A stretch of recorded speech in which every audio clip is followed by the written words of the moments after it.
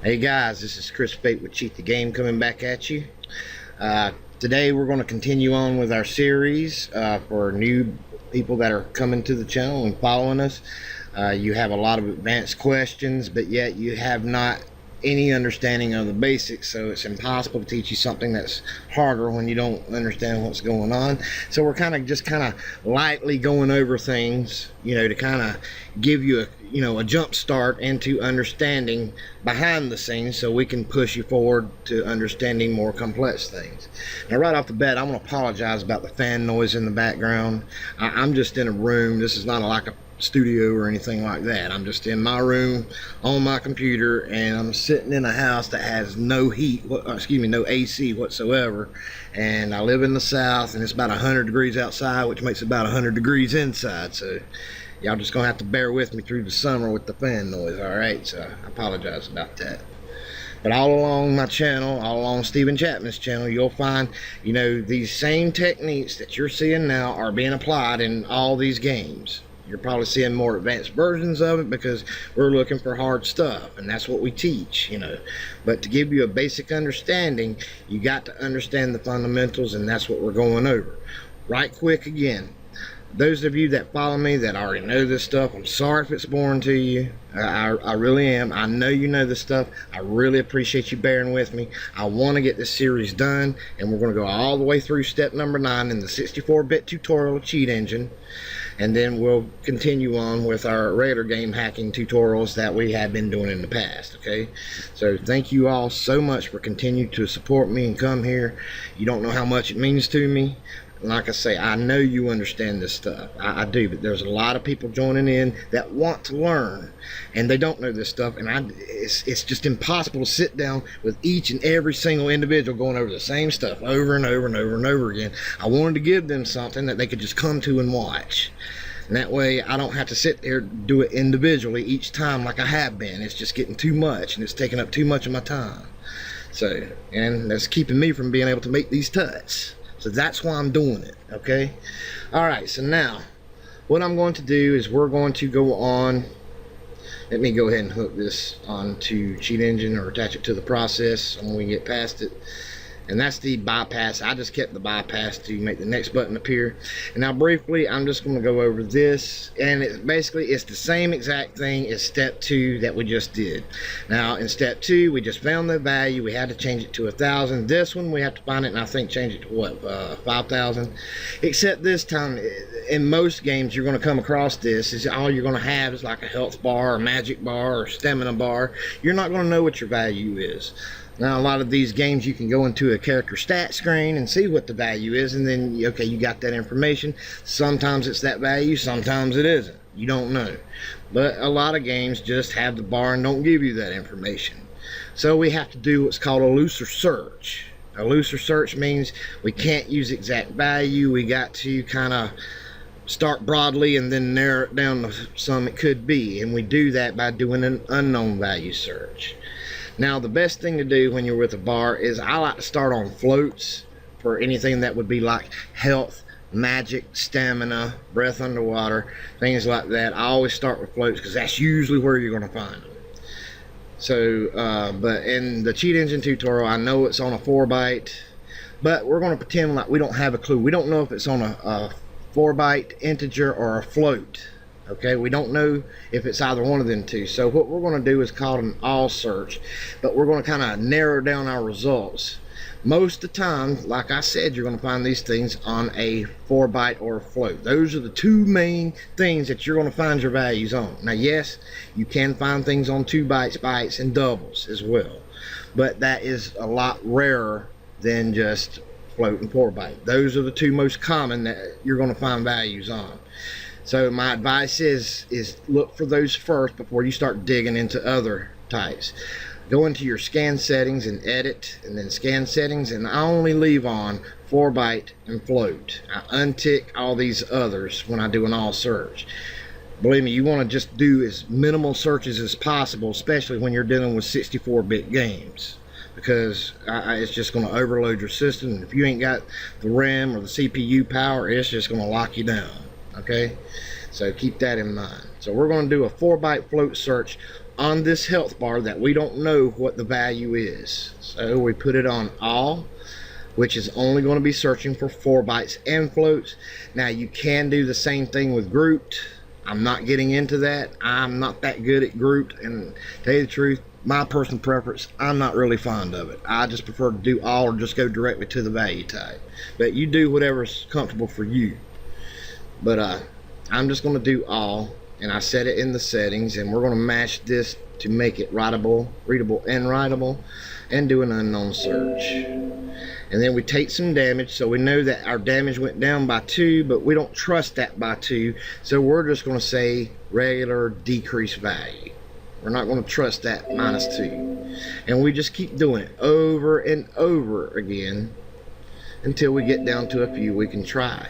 Now in these bigger games, I would recommend going down a lot and then drinking a health potion or doing something to make your health go back up again, or it may regenerate. But make it go up and down, and you'll find it a lot quicker, and it'll be a lot more accurate. So keep that in mind as well. So let's go down some more and just keep looking.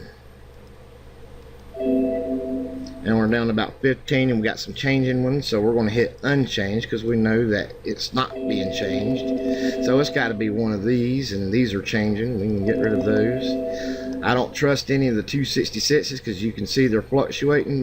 This one looks interesting to me right here. So to really test it, I'm going to put it down about 250. And it didn't affect anything, so let's take a hit and see if it affects it now. And you see it went way down. Let's put it up to about, I don't know, let's say 500. And let's mash hit me again. You see that the bar goes all the way back up, and there we go, we found her. Okay. Alright, so we do the exact same thing like we did last time, and we're just brushing past this one. Okay. We're just brushing past because it's that exact same thing we just did in the last lesson. I'm not going over all that again. So you see we got the compare, and now it's comparing the 5,000 right here. Well, we're just going to do the not the J and E. Remember how we knocked the J and E last time and it made the next button appear? We're going to do that exact same thing. So we're going to do it quick, and without having to explain everything, this is how quick it goes. And we're going to say step 3, bypass. Oops, make sure to put the 3 in there. So we know what this does, and get rid of all this mess. We need our address, and we need our symbol. And you remember, this is the exact same thing I did last time, and when you ain't got to explain it, you can go a lot quicker.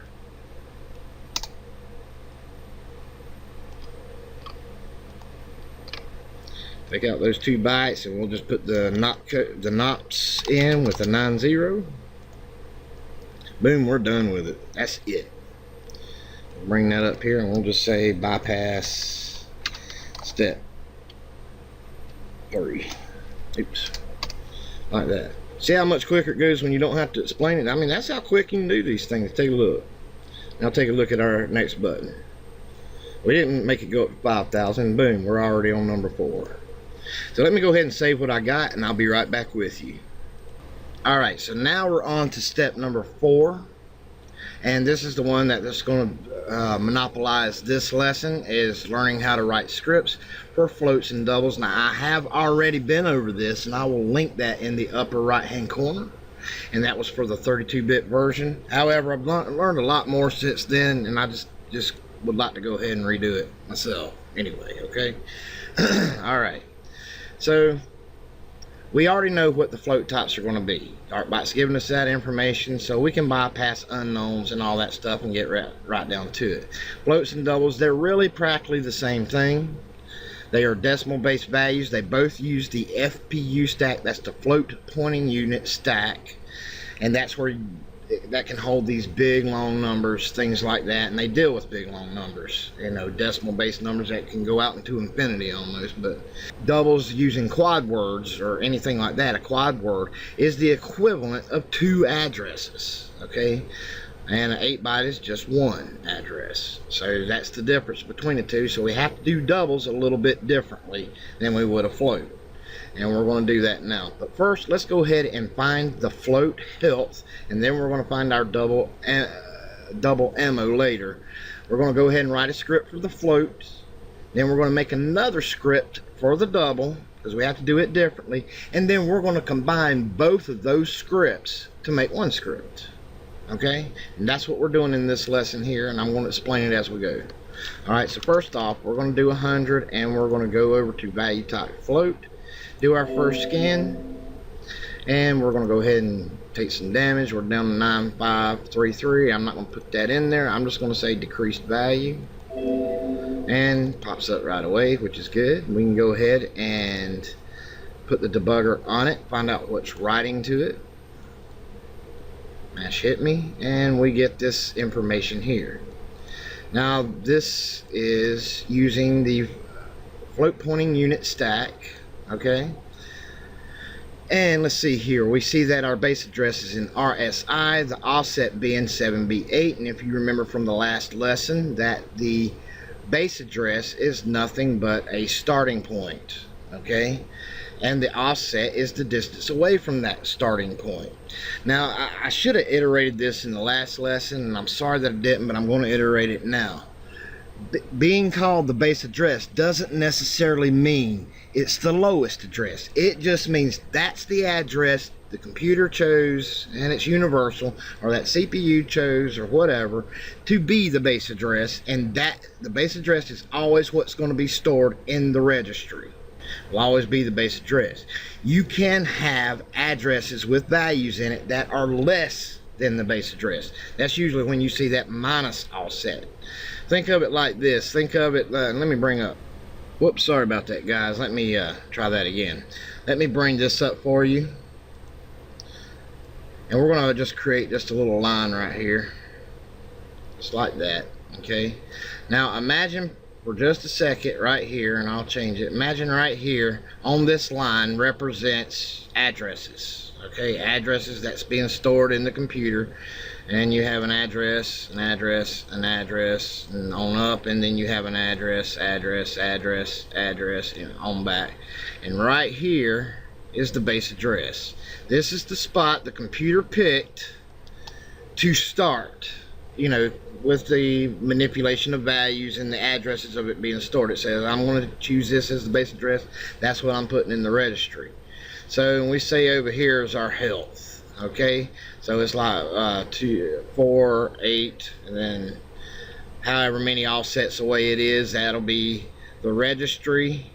Just put registry plus anything on this side of the line will be plus offsets.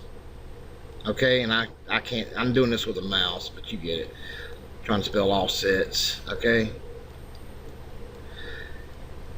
now sometimes you may find values when you look it up, it's still in the same structure, but let's say like, but you know, all my magic and my health and my stamina are all over here, and it's higher than my base address. However, my strength, my agility and things like that, they're all less than my base address, so that would be minus offsets. Registry minus offsets. Okay, so when you see that minus in there, that means it's that distance away back from the base address. Okay, that makes sense to everybody? So always remember, the base address doesn't mean that it's the smallest address. Usually it will be the smallest address. Usually you'll just see plus and that's it. But you can run into situations where it is minus. Usually you run into that with the stack a lot, but we're not getting into that right now.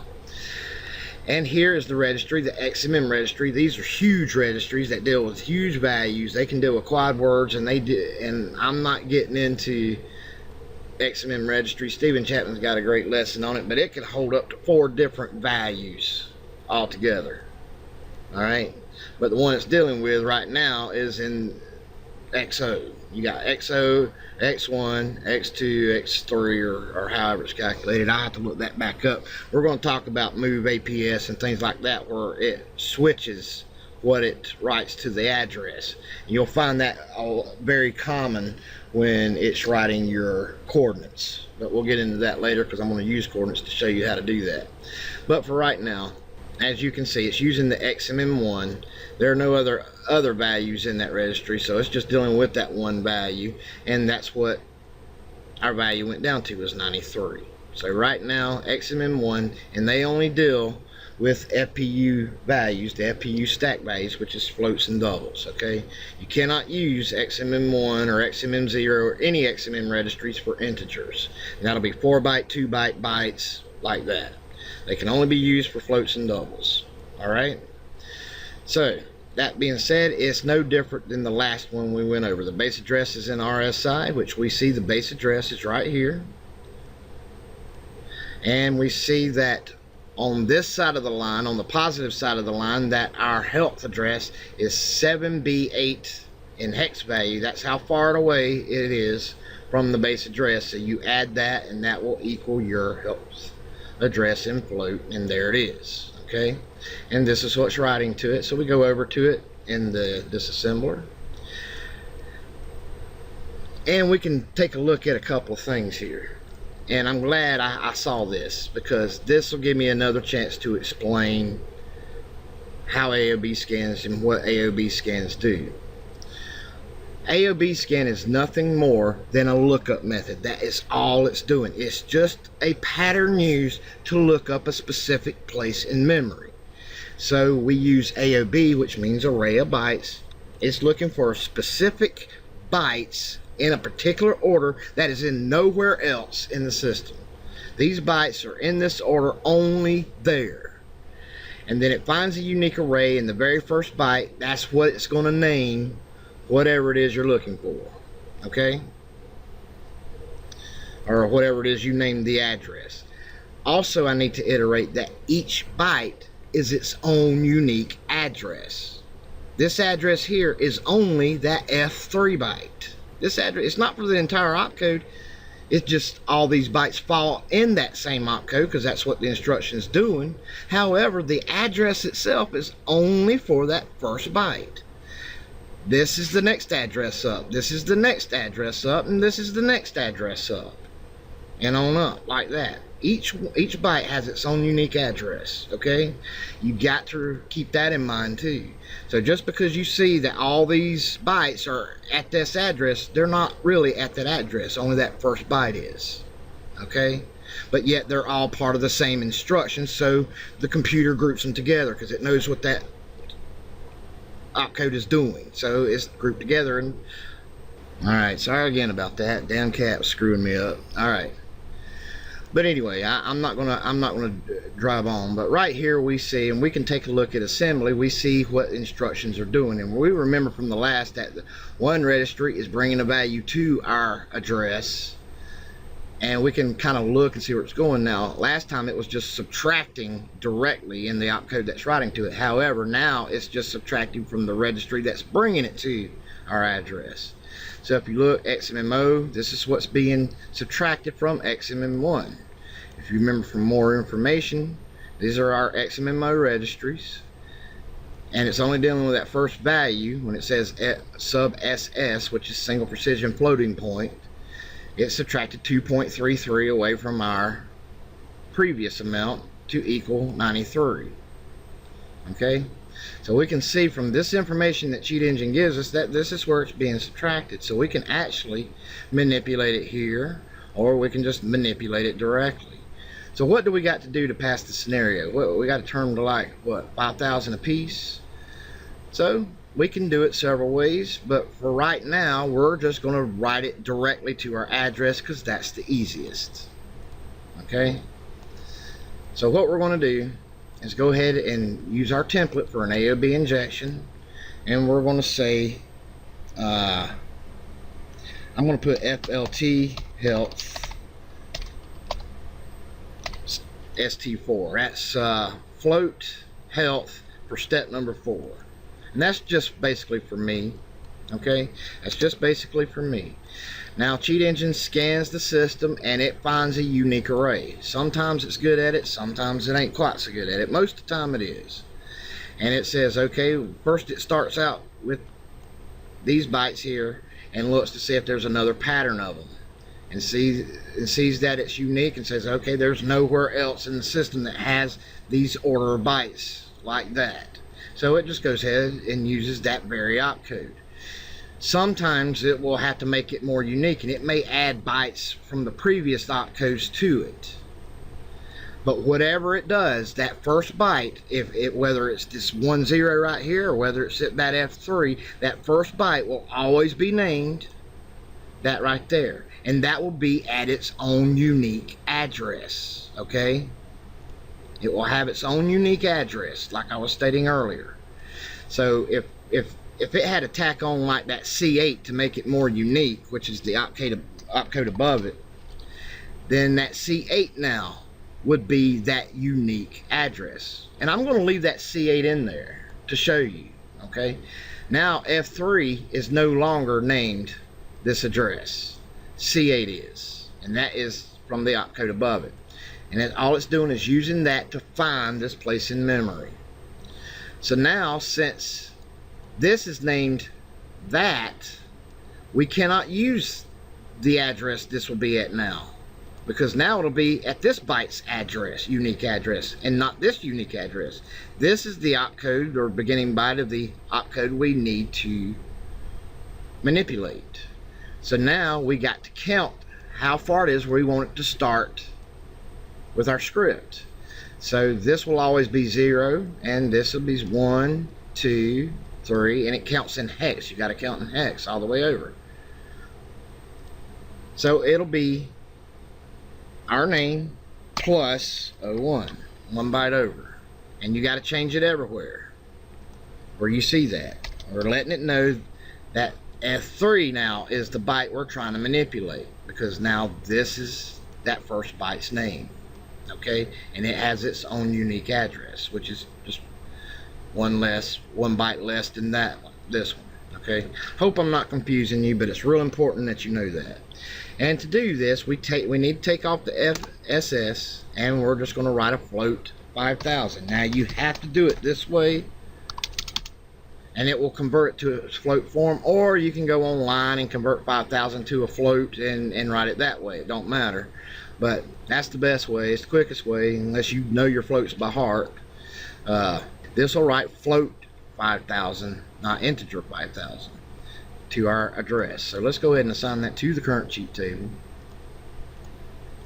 Now take a look. Remember, we had to put the +1 because now we threw that C8 in there just so I could show you, but this is the opcode we're trying to manipulate starting at this byte, so that's why we had to put the +1. We had to go from this address to make Cheat Engine look at this address. Okay, so let's see if it puts the jump here,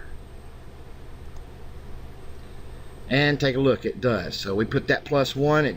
If we had not put that +1 in there, it would have messed it all up and put that C8 as the starting and put the jump starting at this address of C8. Okay, gets confusing, I know, but just bear with me. All right, also I want to state this so I ain't got to in the future. A jump to allocated memory needs 5 bytes. So since this is the address we started at, we made Cheat Engine start at, it's got to count 5 bytes. But it starts here, but we told it we wanted it to start here, so we got to count this one instead. 1, 2, 3, 4, 5. All the way over to B8. We need all 5 of those bytes for our jump, our instruction, and the 4-byte address that it's going to jump to, and any access bytes that are left over need to be knocked out. Knocking those bytes out means that yes, those bytes still exist, we're just not using them right now, but we're going to restore them later. Don't take them out of the system. We still need those bytes later, so that's why we knock them. So any access bytes will be left over. So let's see how many bytes will be left over. We need 5. 1, 2, 3, 4, 5 to be 8, and then we will have 1, 2, 3 bytes left over, so that'll be 3 knops we need. And if you take a look over here, Cheat Engine's done that for us already. 5 bytes for this instruction, and 3 remaining bytes left over that we need to keep in the system. We're just not using those bytes right now. Okay, that's all that means. And when we turn our code on, you'll see it'll place a jump right here with 3 knops. If you take a look, it's jumping to our allocated memory. So we follow it, and here's our cheat. And here's 5000 in float form. Now that's the float form of it that I was telling you that you could use. And we'll do that. I'll show you. Either one will write 5000.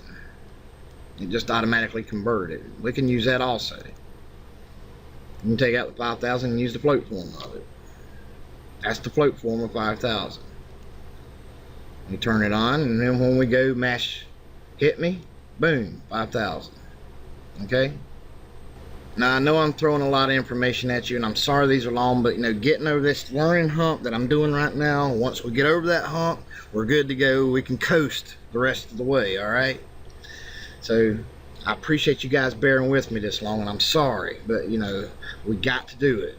Okay, that's just no two ways around it. There's no way of getting around this. You got to understand it. Okay. All right, so now we're doing a double. Now a double is different than a float, because how a float just uses a 1 4-byte address, a double is going to use 2 4-byte addresses. That's why it's called a double. It's using 2 addresses. That's why you can't just move a double value into a 4-byte address. We need to do it differently. So let's go ahead and find that MO float, or excuse me, MO double. So we put it on double. Let's just find it first, and there it is right there. And we're just going to use that. And let's find out what accesses it. And we're going to fire again. And you can see this time it's moving in, instead of SS, it's moving SD, moving a double, XMM0. So we're just going to use that right here. We can take a look at it. And I want you to see this, what I was talking about earlier. You see how now it's being stored in the second spot? It's because it's using both of those addresses. It's using both. It's a double. Okay. So we can't just move. We can move whatever value we want into XMMO, and that's what we're going to do. So we're going to go over to it. But you can't just move a double directly into this address like we did with float. And I'm going to show you. So we're going to bring up a AOB injection, and we're going to name this double MO. I'm going to put step 4 for myself. Alright. Remember last time we just took these 2 out and we did float. But you can't do this, because you're moving a double value that's using 2 4-byte addresses into a 4-byte address. You can't do it that way. So we're going to have to do this differently. This will not work. Okay. And you run into this all the time. So what we have to do is we have to assign it 2 addresses in memory to store the value we want to store. Okay, and I'm going to change it back to what it was, and we're going to use that XMM0 registry to carry it to our address. And you can do it several ways. A lot of people like to global alloc memory, and that's probably the more proper way to do it. But you don't have to. We got plenty of memory allocated in new mem. You don't need to. I'm just going to use new mem memory. We need to create a label because we're making a new location in new mem that we want to use. Okay. And we're just going to call it ammo. And I'm going to put underscore double. Now we're going to be using that name. Okay. So ammo double.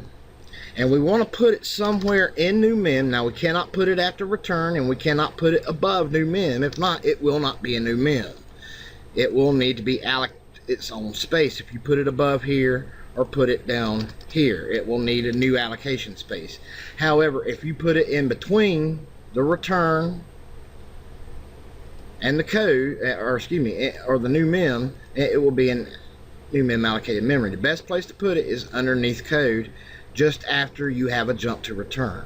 A jump to return means it's jumping down here to return back to the program. Okay, so you just want, as long as it's not affecting code execution, you can use new mem. That's what I'm going to do. If it confuses you, I'm sorry. All right, but this ain't rocket science, so you should get this very quick. Now, last time we defined a D word when we do that. And you would do that for 4 bytes. You would probably do that or for integers, and you do that for floats. However, we want to use DQ, declare a Q word, a quad word. We're using 2 addresses. Okay, we need that much space, 8 bytes, I believe, and we want it, and we got to tell it this double 5,000. Okay, now it's going to assign this name an address in memory, and it's going to store our 5,000, our double 5,000 at that address. So now we can use that name as long as it's in this script. We can use it. If we're going to use it in another script or outside of this script, we need to register a symbol. Probably a good idea just to go ahead and register a symbol anyway, whether you do so or not. But you don't have to, as long as you're just using it in the same script. But I usually do anyway, just in case. That's your personal preference, nothing more than that, okay? So what we do is right above it, real simple, real easy, we're going to use our symbol name as the address. This address could be different every time, however the symbol name will always be the same. The symbol name represents that address. So we know at that address will be stored a double 5,000. So all we need to do is move SQ, or move SD, I'm sorry. Move SD, XMM0. I thought I just had the name in there. MO_DBL. In brackets. That means we want the value of whatever's at that address. The value of that address is going to be a double 5,000. It's going to move that double 5,000 in XMM0. XMM0 is going to move it into our MO. So let's go ahead and assign that to the current cheat table. And remember, we're going to take a look right quick. We need 5 bytes. So let's see, before it does anything, what it's going to do. We count 5. 1 for the instruction of jump. So 1, then 4 bytes for the address it's going to jump to. 2, 3, 4, 5. All the way to CO, and it's going to have 1, 2, 3 bytes left over. So that'll be a jump to allocated memory and 3 knots. So take a look. And that's how you can tell what that's doing. So let's run it and see what happens. Ammo 5,000. Oops, sorry about that. But as you can see, it writes 5,000 to our ammo for a double. Okay, and you have to put it in its own spot. It needs 2 locations. It needs 8 bytes to store a quad word. Okay, so that's why a double needs to be stored. You can't just move a double directly into a 4-byte address. We normally just need to put it into its own registry to send to that. You can also borrow a registry to send it to it, but you have to borrow a 64-bit registry like that. But be that as it may, that's how you would normally do it. Now, a lot of people would probably tell you that you need to allocate its own space. Well, you can, but you don't need to. I don't see the point of it. As you saw, it worked. I mean, you got all these bytes reserved in new mem anyway that's not being used, so you can use it there as long as it's not interfering with code execution. And it doesn't interfere with code execution. It's just being stored in a random spot in new mem. But the more correct way to do it, and they're right if you want to, is you just need to allocate a new spot in memory, name it whatever you want, and I'll just call this one store 1. And for a double, you'll need 8 bytes. Okay, you'll need to store 8 bytes. So we'll just put, okay, here's the new allocated spot in memory that we called store 1. So we'll just cut and paste it under there, and there you can put it above new mem. Basically, we're just hooking that label to this allocated memory, and that'll be our double. It'll still work the same way. Let me turn it back off, and we'll just go ahead and use up some of our ammo and turn it back on. And boom, back 5,000. See, either way works. It don't matter. This just saves more script writing and basically a way to streamline. I don't see it necessary to allocate a new spot when you got plenty of bytes in new mem reserved already for that type of thing. Alrighty, now quickly we're going to combine these 2 scripts, one for our health float and one for our ammo double. And we're just going to put it step 4 right here. That'll be our main one, and that's our float health script. So turn them both off. So we're going to copy everything that's over here. Now let me take that alloc back out. I'm just going to keep this new mem like I had it originally. I just like it better. Alright. Now if you take a look, when we combine two scripts together, that means that they're all going to be read together. So that means none of the labels can be the same name. Okay, they all have to have their own unique names. So since this, we've already used new mem, code, and return, we have to change this new mem to something else. So usually I'll just do like new mem A, code A. And if I'm combining three scripts, the next one will be new mem B, code B, return B, and so forth. You get the idea. So make sure you go rename all of these anywhere it's used to its new name. Just make sure I haven't left anything, any jumps to a label or anything. Mash OK, and it'll tell you if you mess something up. It'll say label code A is not defined, so, and I forgot to put it here. So when you mash OK, it'll tell you if something's not right. So once it goes down like that, you know you got everything labeled correctly. So bring it back up, real simple and easy. All you got to do is just copy and paste, and you can do it just right underneath this one, just like that. Copy this one, go underneath the return, and paste that one, and make sure that you definitely put your disable information in there.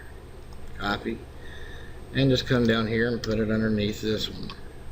And you can go in there and make it look neat again, and I do this, and everybody usually does that. You can make it look nice and neat, but you know, it'll still perform the same way. Nothing's changed. Okay, you can put your dealloc down here. It don't matter exactly where you put it, just as long as you put it in the correct sections of enable and disable.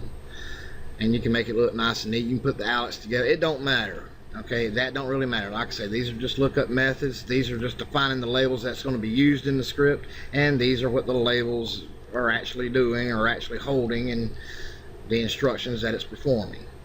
So we don't need this bottom script anymore. So we can delete this record. We can put step 4 up here. Now here's where we test it. We close out the trainer. Next, and let's attach it to the tutorial version, and we can just click everything on, just like that. Look, the next button appears, next button appears, hit me, next button appears, and now we're on to step 5, which we will pick up in the next one.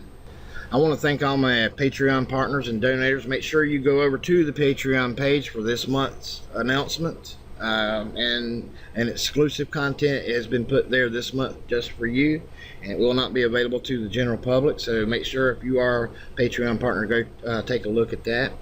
Also, I want to recognize a channel. This is Chaos Hacks over at YouTube. He is a CTG supporter. He is very active in the group.